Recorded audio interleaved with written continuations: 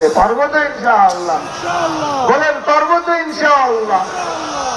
এবার আসি, এই রমজানে আল্লাহ পাক প্রত্যেকটা আসমানি কিতাব নাজিল করেছে।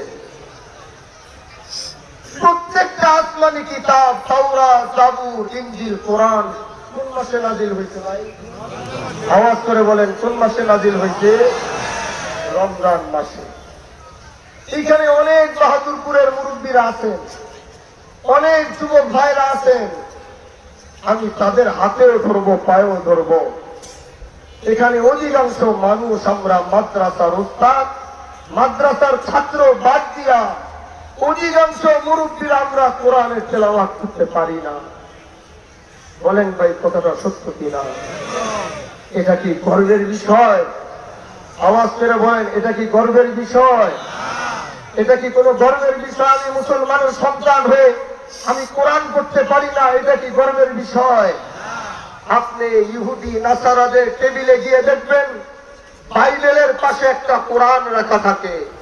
আমি এরকম মানুষের সাথে মিলেছি যারা মুসলমানের মতো ইহুদি হওয়া সত্ত্বেও, খ্রিস্টান হওয়া সত্ত্বেও তারা মুসলমানদের এই কোরআন তার তিলের সাথে শুদ্ধভাবে তেলাওয়াত করতে পারে।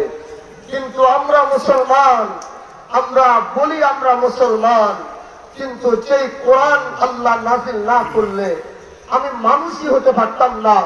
যে কোরআন নাজিল না হলে রাস্তার কুকুর আর আমার মধ্যে কোনো পার্থক্য থাকতো না। যে কোরআন নাজিল না হলে আমি আল্লাহর জাত আর সিফাতকে চিনতাম না। যে কোরআন নাজিল না হলে আইন কিভাবে প্রয়োগ করতে হয় আমি জানতাম না। যে কোরআন নাজিল না হলে জান্নাতের পথ কিভাবে খুঁজতে হয় আমি জানতাম না। যে কোরআন নাজিল না হলে জাহান্নাম থেকে কিভাবে বাঁচতে হয় আমি জানতাম না। যে কোরআন নাজিল না হলে আমার মার সাথে কিভাবে কথা বলতে হয়, উফি ওয়ালা তানহারুহুমা ওয়া কুল লাহুমা কাওলান কারীমা, আমার বাবা মার সাথে কিভাবে আচরণ করতে হয় সেটা আমি জানতাম না। আর আজ মুসলমানের সন্তানরা সেই কোরআনটাই পড়তে পারে না। মুসলমানের সন্তানরা সেই কোরআনটা পড়তে পারে না। মুসলমানের সন্তানদের যুবকেরা সেই কোরআন পড়তে পারে না। মুসলমানের মা বোনেরা সেই কোরআনটা পড়তে পারে না। এর থেকে আফসোস আর ধিক্কারের বিষয় আমাদের কি হতে পারে? এজন্যই তো মুসলমানের সময় গোটা পৃথিবী শাসন করেছিল।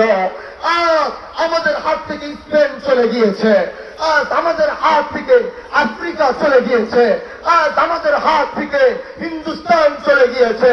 বলে তার কারণ কি? বলে মুসলমানরা কোরআন যেদিন থেকে ছেড়ে দিয়েছে